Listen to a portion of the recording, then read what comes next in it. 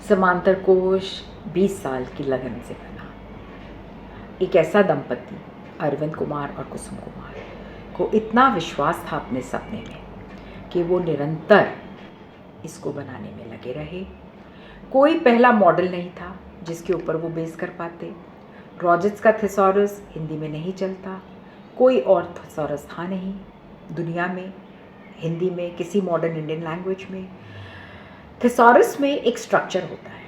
Thesaurus हमें पर्यायवाची तो देता ही है, लेकिन थिसॉरस एक इंट्यूटिव तरीके से एक कॉन्सेप्ट से दूसरे कॉन्सेप्ट में जाता है। यही इसका बहुमूल्य स्ट्रक्चर होता है, और इस स्ट्रक्चर को बनाने में अरविंद जी को 11 साल लग गए। तो अगर आप समांतर कोश का जो डिक्शनरी पार्ट है उसको देखें और जो उनके हेडिंग्स हैं, एक हेडिंग दूसरे हेडिंग को लीड करता है। तो शुरू करता है वो ब्रह्मांड से, यूनिवर्स से, फिर यूनिवर्स से वो आता है प्लैनेट्स पे, प्लैनेट से आता है पहाड़ों पर, धरती पर, नदियों पर, नदियों से जाता है जल पर।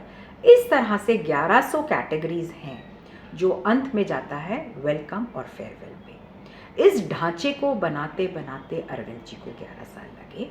एक बार ढांचा तैयार हुआ तो उसमें शब्द जुड़े, क्योंकि एक शब्द के कई मीनिंग्स होते हैं। हम कोई भी शब्द ले लें, उसको अलग अलग कंटेक्स्ट में यूज़ करते हैं, अलग कंटेक्स्ट यूज़ करते हैं तो उसके फिर सिमिलर वर्ड्स अलग होते हैं। तो ये सब बनाने में उनको और 9 साल लगे उस ढांचे को कंप्लीट करने में, और इस तरह से 20 साल में समांतर कोश सामने आया। बीच में कई अड़चने आई, जैसा कि हमें मुंबई से यहाँ अरविंद जी ने फर्स्ट ऑफ ऑल माधुरी की नौकरी छोड़ी। पहले तो उसके लिए फंड्स जुटाए बनाने के लिए, वो माधुरी में रहते रहते किए, क्योंकि उनको होल टाइम करना था ये काम। फिर दूसरा बड़ा पड़ाव क्या था, दिल्ली आना पड़ा हमें, क्योंकि यहाँ पे हमारा घर का मकान था, और जैसे ही हम यहाँ आए बाढ़ आई, हमारे बाबा जी ने वो घर बेच दिया, तो अरविंद जी को एक नया घर बनाना पड़ा।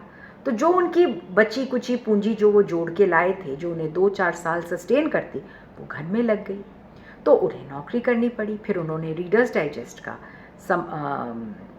सर्वोत्तम हिंदी में लॉन्च किया, जिसमें उन्होंने उनको कह दिया था कि मैं 5 साल तक काम करूँगा, इसके साथ साथ अपने थिसॉरस पे काम करूँगा। 1985 में वो भी छोड़ दिया, और इस तरह से बीच में हार्ट अटैक पड़ा,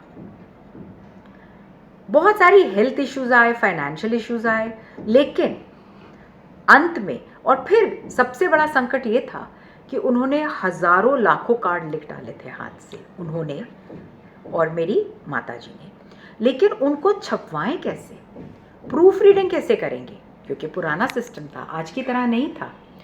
तो फिर मेरा भाई जो MBBS और MS सर्जन बन के दिल्ली आ चुका था बम्बई से, उसने कहा इनको कंप्यूटराइज करना है। कंप्यूटराइज करने के लिए उस ज़माने में कंप्यूटर बहुत महंगे होते थे। वो गया ईरान, उसने 1-1.5 साल काम वहाँ नेशनल ईरान ऑयल कंपनी में काम किया, पैसे जोड़ के लाया, 2.5 लाख का कंप्यूटर खरीदा गया, और फिर उसमें सॉफ्टवेयर तो था नहीं उस ज़माने में। तो फिर भैया ने खुद एक सर्जन होते हुए उसने सॉफ्टवेयर बनाना सीखा, और उसने हिंदी में डेटा इनपुट करके सॉर्टिंग का सॉफ्टवेयर खुद बनाया। तब जाके 1996 में 20 साल की लगन, पूरे परिवार की लगन के बाद समांतर कोश पहली प्रति प्रेसिडेंट डॉक्टर शंकर दयाल शर्मा को पेश की गई। इस तरह से अरविंद जी ने आज़ादी के उस वक्त 50 साल हुए थे, 50वें वर्ष की सेलिब्रेशंस, गोल्डन जुबली सेलिब्रेशंस में देश को अपना समांतर कोश अर्पित किया। तो समांतर कोश क्या करता है? आपके दिमाग में कोई भी शब्द हो, आप उसके एक खंड को देखें जो डिक्शनरी खंड है, उसमें उसको अल्फ़ाबेटिकली उस शब्द को खोजें, उसके आगे एक नंबर लिखा होता है, उस नंबर से आप संदर्भ खंड में जाएं, और उसके लिए आप पर्यायवाची देख सकते हैं, रिलेटेड कॉन्सेप्ट्स ऊपर नीचे देख सकते हैं।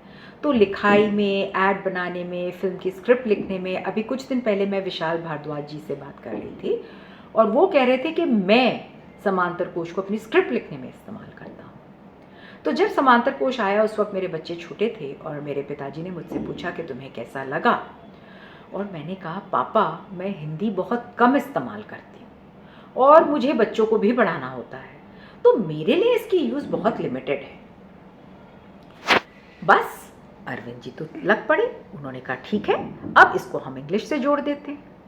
और तब उन्होंने मुझसे ही कहा कि तुम समांतर कोश को लेकर इंग्लिश से जोड़ने के लिए एक एक शब्द मुझे पैरेलल इंग्लिश वर्ड लिख दो। मैंने वो काम किया, उसमें मुझे 6-8 महीने लग गए। उसके बाद उन्होंने टेक ओवर करके पूरी तरह हिंदी और इंग्लिश को जोड़ने का काम शुरू किया, जिसमें 11 वर्ष लग गए। किस तरह से किया? पहले हिंदी के पैरेलल वर्ड्स इंग्लिश के डाले, इंग्लिश के पैरेलल वर्ड्स हिंदी से जोड़े, फिर कई सारे कॉन्सेप्ट्स हैं जो इंग्लिश में है हिंदी में नहीं है, फिर वो इंग्लिश के कॉन्सेप्ट सारे जोड़े गए और फिर उनके हिंदी पैरेलल्स डाले गए। इस काम में उनको 11 वर्ष लग गए और 2007 में फिर निकल कर आया penguin English Hindi English thesaurus and dictionary and mini encyclopedia, जिसके 3 खंड थे, बहुत ही सुंदर 3 खंड, काले, पीले और लाल। जो लाल खंड है वो इंग्लिश टू हिंदी है, जो काला खंड है वो हिंदी टू इंग्लिश है, और जो पीला खंड है वो है संदर्भ खंड, जो ऐसी बड़ी पूंजी है जिसमें 1 मिलियन से भी ज़्यादा, जो हमारा ओरिजिनल डेटाबेस है, 1 मिलियन से भी ज़्यादा इंग्लिश और हिंदी के एक्सप्रेशंस हैं, जो कि हिंदी से हिंदी में जाने के लिए, हिंदी से इंग्लिश में जाने के लिए, इंग्लिश से हिंदी में जाने के लिए और इंग्लिश से इंग्लिश में जाने के लिए इस्तेमाल, ये 4 वे थिसॉरस कम डिक्शनरी कम मिनी एनसाइक्लोपीडिया है। मेरी ज़िंदगी में पापा की थिसॉरस समांतर कोश एक बहुत बड़ा अंश रहा है, अंश नहीं बहुत बड़ा पोर्शन रहा है मेरी लाइफ का। जब पापा ने ये एक्चुअली शुरू की लिखनी तब मैं सिर्फ 10 साल की थी, लेकिन इसका जो बीज है, जो ये फैसला था कि अरविंद कुमार और कुसुम कुमार मिलकर एक हिंदी का थिसॉरस बनाएंगे, जो आज तक बना नहीं था उस ज़माने में, 1973 की बात है ये। जिस दिन उन्होंने ये फैसला लिया था उस वक्त मैं 8 वर्ष की रही होंगी।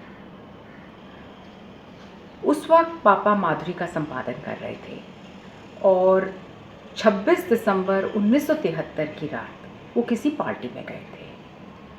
पार्टी से लौट रहे थे और उन्हें बहुत ही ज़्यादा अफसोस हो रहा था कि क्या मैं फिल्म वालों की कहानियाँ लिखने के लिए पैदा हूँ। What is the meaning of my life? और फिर उस ही रात एक, जैसे समझते हैं बिजली कौंधी और उन्हें उनके दिमाग में आया हिंदी थिसॉरस, क्योंकि इसके भी बीच 20 वर्ष पूर्व है। 1953 में जब वो सरिता का संपादन कर रहे थे तब उन्होंने रॉजेट की इंग्लिश थिसॉरस देखी थी और उनके दिमाग में ये आया था कि ऐसी एक हिंदी थिसॉरस भी होनी चाहिए। देश नया नया आज़ाद हुआ था तो उन्होंने सोचा था कोई ना कोई तो बना ही लेगा, क्योंकि कई सारे ग्रांट्स दिए गए डिक्शनरीज़ के लिए हिंदी में, रीजनल भाषाओं में। लेकिन 1973 तक कोई थिसॉरस सामने नहीं आया था और अचानक से रात को अरविंद जी को यह एहसास हुआ कि अगर आज तक नहीं बना है ऐसा थिसॉरस तो मैं ही बना हूँ ये थिसॉरस बनाने के लिए। अगली सुबह 27 दिसंबर 1973 हम चारों, मैं, मम्मी, पापा और मेरा भाई, हम हैंगिंग गार्डन में सैर करने जाते थे सुबह 6 बजे। और 27 दिसंबर को 1973 को मैं 8 वर्ष की थी, भैया 13 वर्ष का था। मम्मी और पापा चक्कर लगा रहे थे, वहाँ पे बाकायदा मार्क्स बने हुए हैं चलने के, और मैं और भैया मस्ती मार रहे थे इधर उधर। तब पापा ने मम्मी से कहा कि क्यों ना मैं हिंदी थिसॉरस बनाऊँ। इसके लिए मुझे माधुरी की नौकरी छोड़नी पड़ेगी, हमें दिल्ली जाना होगा क्योंकि बम्बई में तो हम कंपनी के घर में रहते हैं। मम्मी ने कहा क्यों नहीं, दिल्ली में तो हमारा अपना घर है, हम उसमें रहेंगे, आज से बचत करना शुरू कर देते हैं, जब थोड़े बहुत इतने पैसे हो जाएंगे कि हम ब्याज में रोटी दाल खा पाएँ तब हम दिल्ली चलेंगे। और फिर ऐसा ही हुआ। 1973 में जो ये संकल्प लिया था, 1978 में अरविंद और कुसुम दिल्ली शिफ्ट हो गए। 21 मई 1978 को हम लोग दिल्ली आ गए थे। लेकिन थिसॉरस पे काम अरविंद जी ने 19 अप्रैल 1976 से ही शुरू कर दिया था। हम नासिक गए थे, वहाँ की पावन गोदावरी में स्नान किया था सुबह सुबह, और फिर आकर हमने एक कार्ड पर चारों के नाम लिखे। तब उस वक्त समांतर कोश का नाम पापा ने दिया था शब्देश्वरी, और उस पर हमने साइन किया।